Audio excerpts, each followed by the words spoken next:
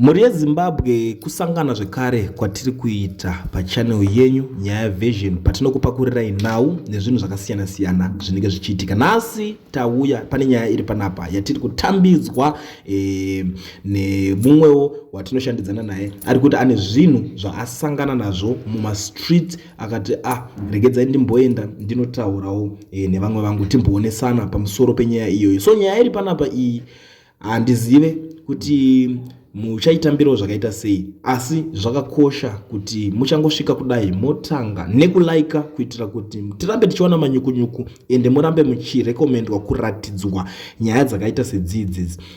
So mumwe wangu zvakakosha kuti vanhu vari kuda kuziva kuti imbori nyaya yechi iri kuitika. Okay, mhuri yeZimbabwe tauya nenyaya yatinayo panapa. Zviri kunzi over 200 position members vakaenda kuZANU PF and tida kuziya kuti why they switched this side. And Kuliend, can you please give us more kuti maybe what can be the reason behind, because zvinhu izvi hazvingoitike pasina any other reasons.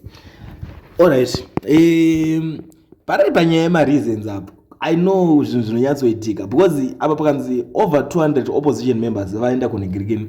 First of all, tisati tajaja kana kuteerera nyaya zvekudaro. If you still remember, in 2018 panga pane more than 20 something opposition members, opposition parties. So these guys vari kuti over 200 opposition members.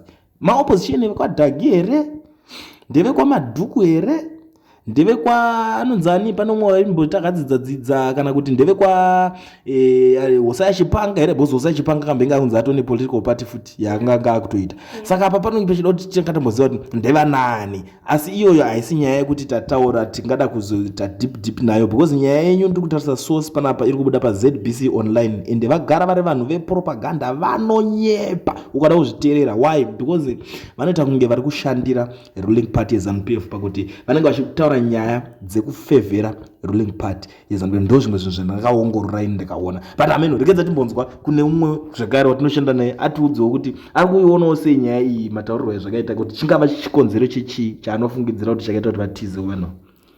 Zvagara zviri pachena kuti vanhu vekumusha kune chikafu chinouya chinonzi chabva kuna president, chinobva chanzi takutopa vanhu veZANU PF chete, imimi muri veopposition hamudye, idyai kuna president wenyu wamakavhotera.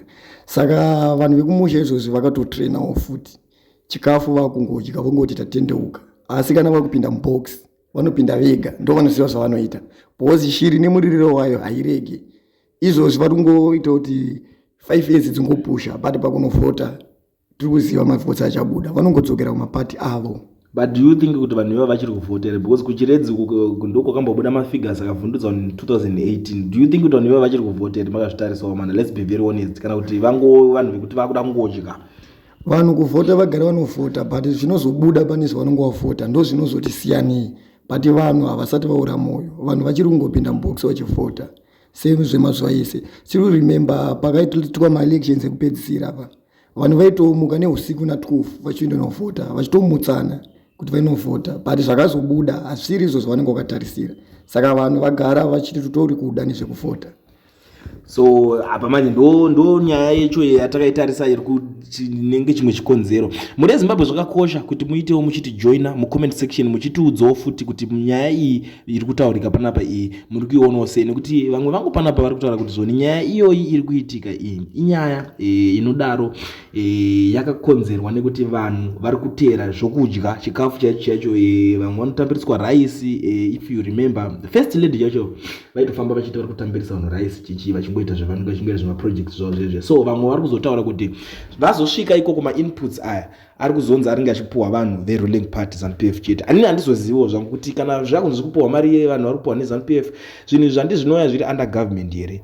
Kana akanzi ma-inputs seapo kwakune drought El Nino inofanira kunge iri ningikini program yekubatsira every Zimbabwean, but it seems like these people vanenge vangori nebasa nevanhu vanonzi ZANU PF, it seems like they are not ready to lead Zimbabwe, because ivo vari kungori ready to lead their ZANU-PF members ndo imwe yenyaya iripo apa yandiri kuongorora ndiri kuona. Regedza timbodzoka kune murandakadzi watanga tichitaura naye timbonzwisisawo kuti iye akatarisa nyaya iyi chii chaari kufunga chaizvo because ini ndanyatsotaura ndikati ndinotingi kuti ndevadhagi here vanhu ava vari kunzi vakatiza ende ndechi aumbonzwawo maonero ake kuti chingava chikonzero chechii chaanoonawo because pachikonzero umwe wedu ambotaura akati zvoni ini ndiri kuona kunge kana iri nyaya yekunzi vakatiza zvechokwadi vanogona vakatiza nenyaya yekuti vari kutera chikafu. Gedza timbonzwawo maonero emumwe wedu kuti iye akatarisawo maonero ake chingava chikonzero chechii nekuti inini maonero angu inini ndeyekuti zvoni vanhu ava vanonge vachitonyeba zvavo kuda kubatsira hurumende, vanonyeba vachibatsira hurumende. That's propaganda and it's something chekuti imimi hamukwanisi kuva nongedzera ndosoka vangoti 200 over 200 opposition members. Saka regedza timbonzwa kuti maono wakamirawo sei panapa. Okay, muri yeZimbabwe, inini maonero angu sezvambotaura nemwe wangu panapa, I think this opposition is all about benefits.